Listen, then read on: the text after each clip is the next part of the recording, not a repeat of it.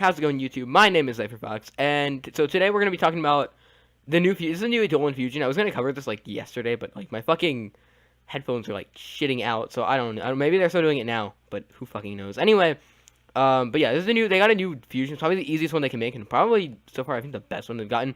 There's a bunch of other shit like here revealed, but I want to go over that in like other videos. I think I can make a video out of this itself because there's so much fucking I want to cover about it. Maybe if it's only like 5 minutes, but it's not the point.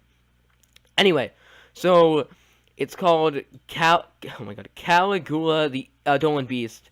It's a level 4 Dark Beast type fusion monster, and 1,000 attack, 1,800 defense. So pretty fucking horrible stats. But hey, it's level 4, so I guess there's that. But that's level 4 is actually really good. That's gonna come up soon anyway. Anyway, so it takes Alistair the Eidolon Summoner, which I still don't like an R-type as one card, but whatever. And then went Dark, so you could just use 2 of this, theoretically. So this is probably the easiest one you can make, just like how Winda was the easiest one to make in Shadows, theoretically, so what the fuck. But anyway, while this card is in your monster zone, or in the monster zone, each player can only activate one monster effect per turn, and you can only attack one monster in the battle phase. So, initially, so I'm gonna bring this over here.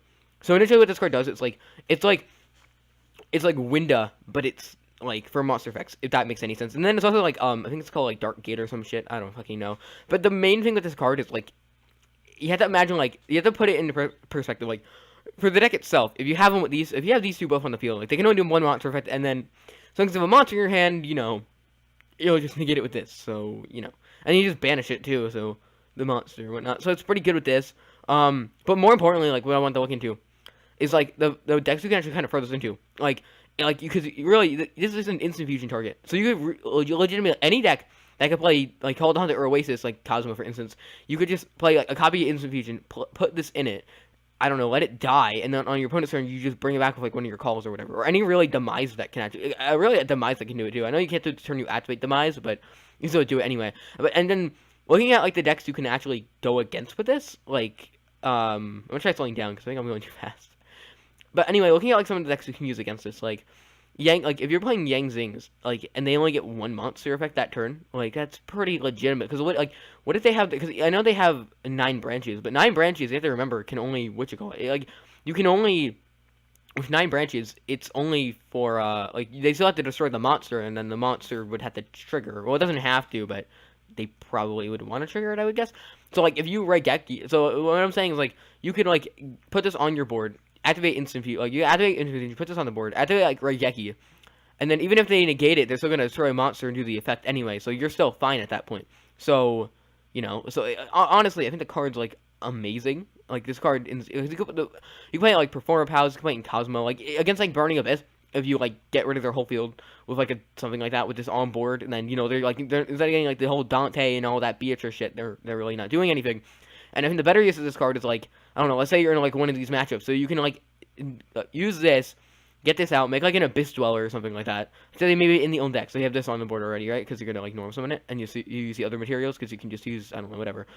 So you make this, make, like, Dweller, detach it for that turn, attack, let's say you kick ass on their field, now they can't do any of this shit.